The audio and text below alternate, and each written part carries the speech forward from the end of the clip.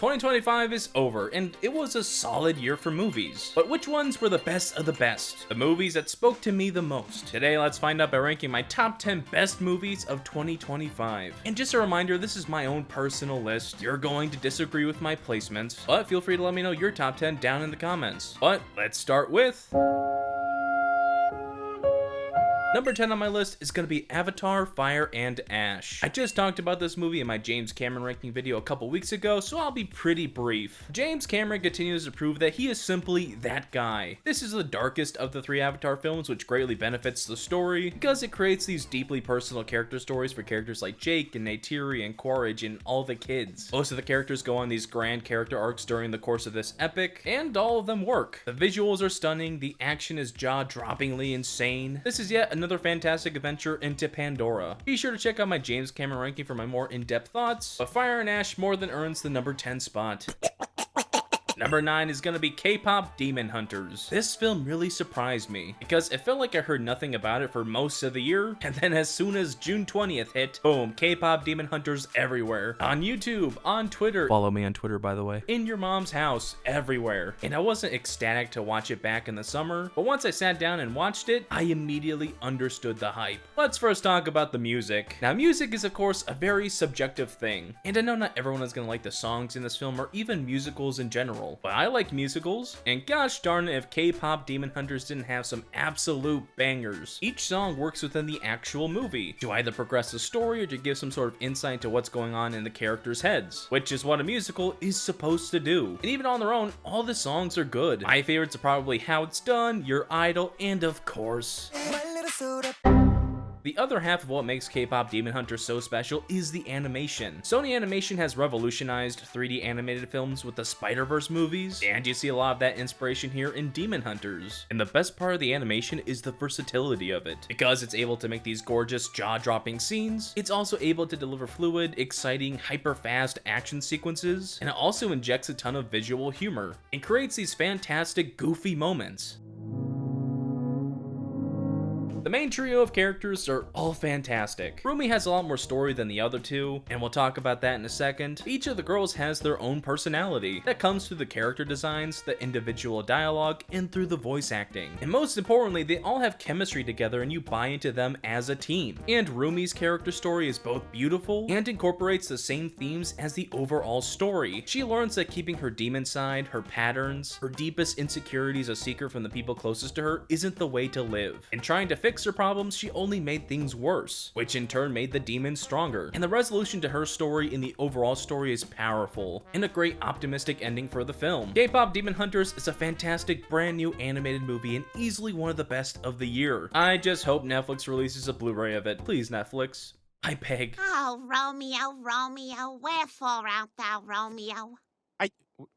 What are you talking about? I'm right here. Number 8 is gonna be Hamnet. Based on the book by Maggie O'Farrell, Hamnet is about William Shakespeare and his wife, and the tragedy that inspired his most well-known work, Hamlet. Hamnet makes my list for many reasons. The performances, the direction, and the story. But most importantly, Hamnet presents a very real and haunting depiction of grief. After the tragic event that happens, Agnes and William both have their own ways of dealing with that grief and going through this awful time in their lives. Because both of them loved differently, they also grieve differently. Agnes is very involved with the kids, they're pretty much her whole life, and so when this tragic event happens, she takes care of them more, even becoming frustrated and resentful of her husband, who's continuing to leave them for his work in London. And with William, we see how he pours his love and his grief into his art. He's a man who struggles to show his family how much he cares. But through the play Hamlet, Agnes can finally see how much he cares very plainly. The two are able to come to an understanding and are able to grieve together. The whole ending to this movie is so beautiful, and a good depiction of a husband and wife finally coming to an understanding and finding a way to grieve together. I know I've said it a bunch, but this really is a beautiful and heartbreaking story. This movie was directed by Chloe Zhao. I sadly haven't seen very many of her films besides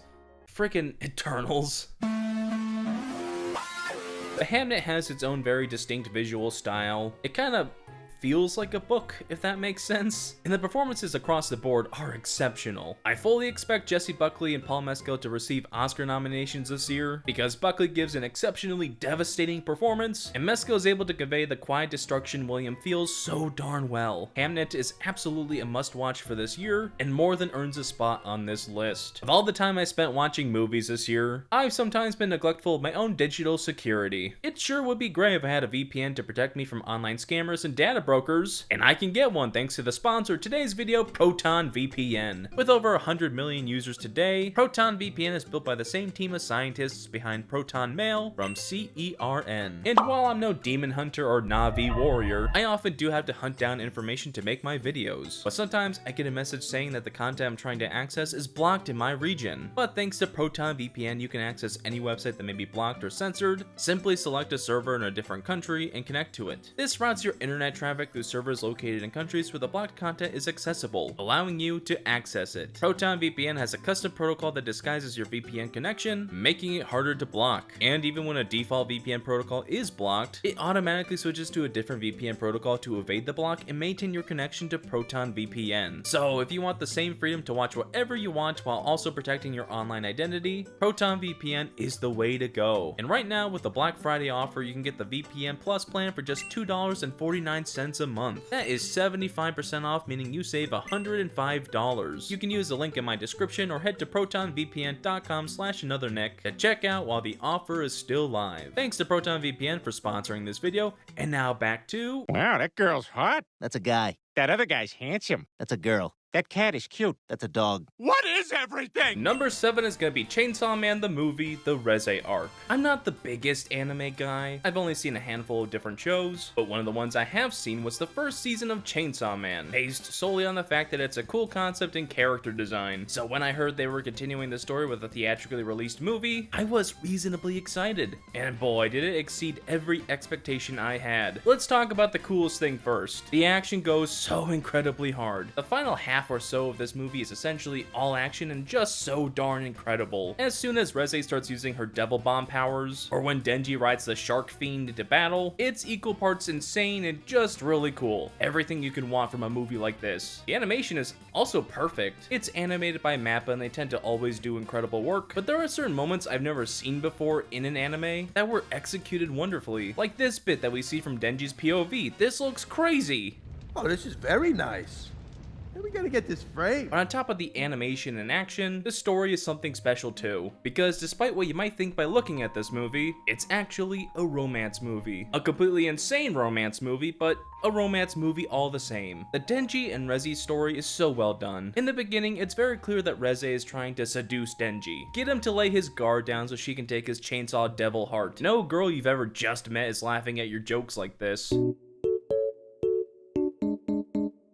But after she's revealed and they have their fight, there is this beautiful moment where we find out it wasn't a complete ruse. Reze in some way did actually develop feelings for Denji, and the whole ending of the movie follows her, and the resolution to her story in the film as a whole is just kinda sad. There's a lot of depth to how both Denji and Reze are characterized, and there is a lot of complexity to their relationship. I'm trying to be vague to avoid spoilers, but even ignoring the action and the animation, it's the characters that put this movie in my top 10. The Chainsaw Man movie is awesome. I highly recommend it. Yep, just walking. Just gonna be walking around. The number 6 spot is going to The Long Walk, a movie that kind of just came and went, performed okay at the box office, and no one really talked about afterwards, which I think is a darn shame, because it is one of the best movies of the entire year. Stephen King books tend to be made into pretty good movies, and that's certainly the case here. The premise of 50 boys competing for life-changing money in a dark, economically bleak future is rich for storytelling, and since the film is literally just 50 dudes walking for a couple hours, storytelling, dialogue, and acting is really all The Long Walk has. And it's a masterclass at all three. In the numerous conversation scenes, we get a clearer picture of this world they're living in as well as who these characters are. They're all individuals on their own. They all have their own reasons for doing this competition, and you kind of understand their lot in life. And because you come to understand these characters, it makes them getting picked off one by one that much more devastating. The longer the movie goes on, the more weighed down you feel by how downright depressing this is. And the ending. Man, the ending. I'm not gonna spoil it, of course, but it is a serious bummer. In a good way, though. The Long Walk absolutely stays with you for a long time. It's not all doom and gloom though. There are some genuine moments of humor here and there, and a lot of that is due to the range of these young actors. Despite being mostly unknowns, this cast blows you away. Ben Wang, Toot Newt, and Garrett Waring are all great as these secondary characters. Mark Hamill is a completely different person as the Major. Judy Greer gives a devastating performance for the short amount of screen time she has, but the two leads are the real stars of the show. Cooper Hoffman as Ray, and David Johnson as Pete. These two carry the movie for all 300 miles. I really don't want to spoil anything, but during some of the most emotional parts of this film, these two are giving career-defining performances. The Long Walk is a forgotten movie from this year, but it's absolutely one no one should sleep on. My number 5 spot is going to Guillermo del Toro's Frankenstein. I've always been a fan of del Toro's work. The Shape of Water remains a beautiful and nuanced romance story, and I think his 2 Hellboy films are very underrated, and so I was ridiculously excited for his take on Frankenstein. And boy, was it something. My favorite part of this movie has to be the performances. Everyone is on top of their game here. Oscar Isaac as the Doctor himself is very egotistical, very meticulous, but he also acts like a whiny baby at times, which is very fitting for the character. Maya Goth is perfectly made for gothic movies like this, crazy coincidental name, and other supporting cast members like Charles Dance, Christoph Waltz, and David Bradley all do exceptional work here as well. But the standout from this movie, and potentially the best performance of all year, has to be Jacob Elordi as the Creature. Goodness gracious, what a completely transformational performance. The way he evolves his character over the runtime from an actual sweet, innocent baby boy to a more knowledgeable person who's seen the world and wishes to no longer be part of it is exceptional. You understand the Creature's pain so easily through Elordi's performance. I mean, that one shot after he tries to blow himself up is so heartbreaking. No. The visual style of Frankenstein is very unique, and you can see it not just through the directing and the cinematography, but also in these practical sets and in the costumes, and in these worlds and environments they created. Frankenstein's lab is maybe the most beautiful set of the entire year. Also, the practical effects are astounding. There's a lot of gore and stuff I absolutely cannot show on YouTube, but the makeup for the Creature is a good example of the unique and expertly done makeup effects you see throughout the entire movie. The last thing I'll mention about Frankenstein is its story structure. It tells the story in 3 parts: the prelude that introduces the audience to the characters and the ending point of the story, Victor's tale that gives us Victor Frankenstein's backstory, his obsession with conquering death, and his reasons for making a dude, and finally the Creature's tale that delves into the Creature's time in the woods and his existential crisis. Dude straight up lived for like a year and is already tired of living. I've never understood a Creature more in my entire life, but this story structure allows the characters to be properly developed and allows the complicated relationship between Frankenstein and his monster be completely fleshed out, which in turn makes the whole finale of the film heavy and impactful. All in all, Frankenstein is simply a fantastic movie, and it's yet another impeccable iteration of this classic tale. Almost time for Halloween.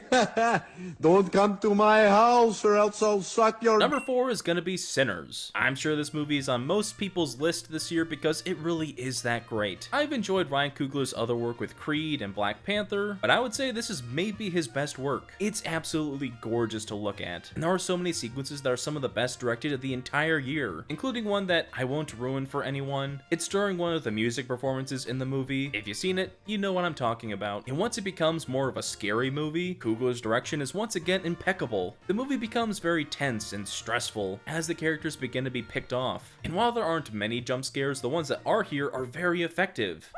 Sammy.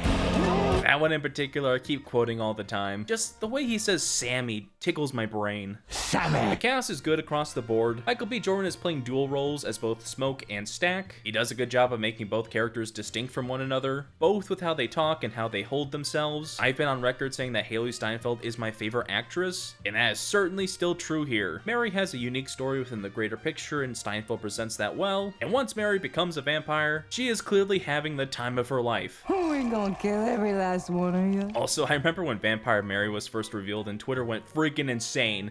And so did I, really. Like, I know she just ate someone's face, but surely I can fix her. Miles Canton as the kind of audience character turns out a compelling performance as well, but I have to be honest, Jack O'Connell as Remick steals the show for me. A super Irish vampire isn't something I knew I needed. Top of the morning to you, ladies. My name is Jacksepticeye. Welcome. There's a lot to be said about Sinners, but I'm sure you've already heard a ton about it in other people's top 10 videos, so I'm gonna give it the number 4 spot and move on.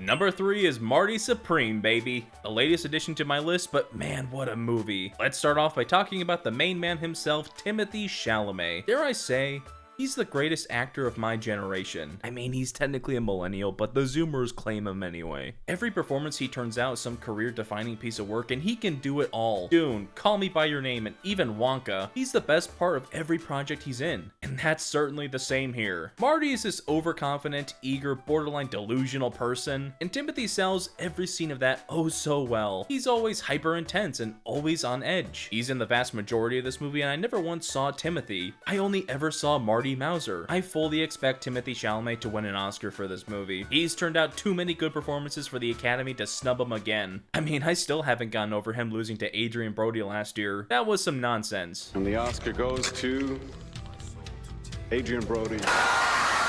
Marty Supreme was directed by Josh Safdie, and so it's similar to previous Safdie works like Good Time and Uncut Gems. Oh, sorry. Uncut Gems. Right. And similar to those two movies, Marty Supreme is extremely anxiety-inducing, as Marty is forced to do all these crazy things just to prove that he's the best ping pong player in the world. Marty Supreme was shot on film and really does look like it was shot on film. It has that beautiful film grain, and when you pair that with the 1950s sets, locations, and the dingy cinematography, you get one of the best looking films of the whole year. Well, let's talk about the story and Marty himself, because something that is so great about Marty Supreme and the reason it ranks so high in my top 10 is that it is yet another literally me movie. In my experience, only children hold a knife like The story is going to be one a bunch of people my age are going to get attached to, and it's easy to see why. The film's message of dream big is something people hear a bunch, but not a lot of movies actually tell you how to achieve those dreams. But Marty Supreme kinda does. Throughout the movie, Marty goes for his dreams in very forceful, aggressive ways, lying, cheating, and manipulating his way to the top. And while it's obviously not a good idea to model your life after Marty Mauser, there is some truth to what he's doing. You shouldn't lie, cheat, and manipulate people, but if you want to achieve your goals and your dreams, you really do just have to go for it. Even I have found that you can achieve more than you think by simply doing it, and that's something I think Marty Supreme captures very well. So yeah, Marty Supreme is one of the best of the year, but there are still 2 more movies I loved more.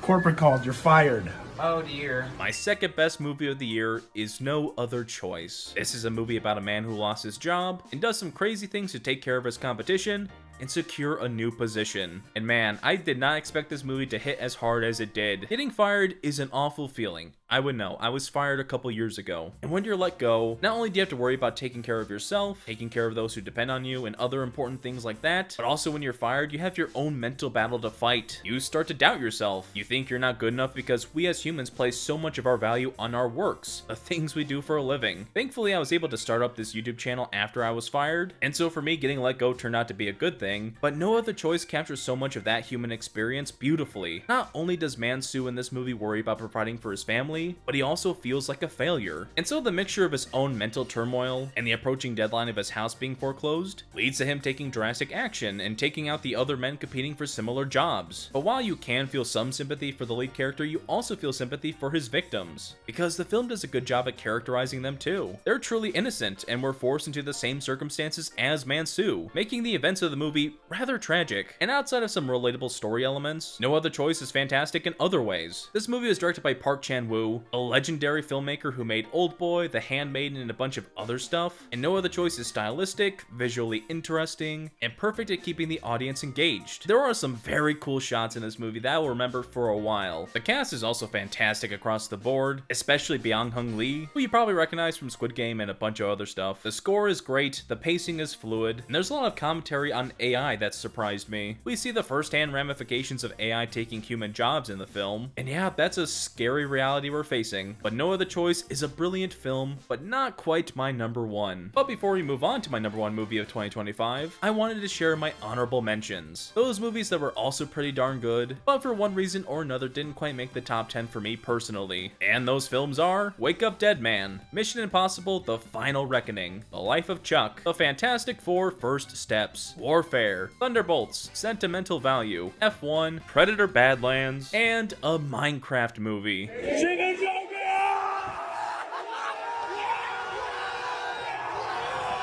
A Minecraft movie is equal parts amazing and terrible. It exists in this nebulous zone, so I'll just give it an honorable mention. But with all that said, let's find out what my number 1 spot is.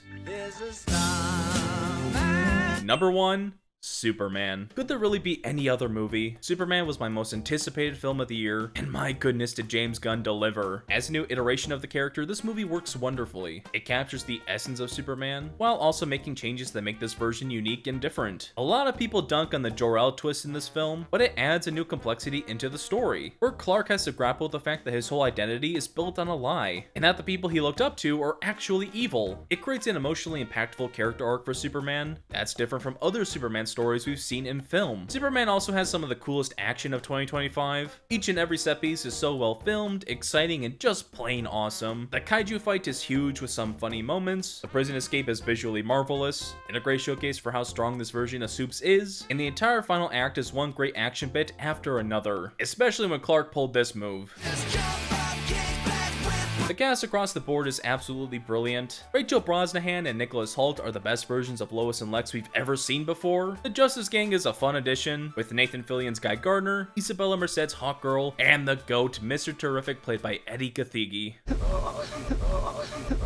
And David Corenswet is sensational as Clark Kent. He captures the humanity, the kindness, and the stoicness of the character very well. He fully becomes Superman, and he is the heart and soul of the movie. But really, the reason Superman makes the #1 spot is because of its emotional core. Superman presents a very positive and hopeful message for both kids and adults, like a Superman movie should. It's not needlessly dark or bleak or edgy. It's bright, colorful, and gives you that good feeling you sometimes need when you go to the movies. And after the rough year that was 2025, and I'm sure a lot of you could use a little hope for 2026. But that's my top 10 movies of 2025. Make sure to leave your own top 10 movies down in the comments, and be sure to stick around for other videos I have planned for 2026. I have some more rankings lined up, other big videos, and even some gaming content. But in the meantime, you can click here to check out this video. I'm sure you're gonna enjoy it.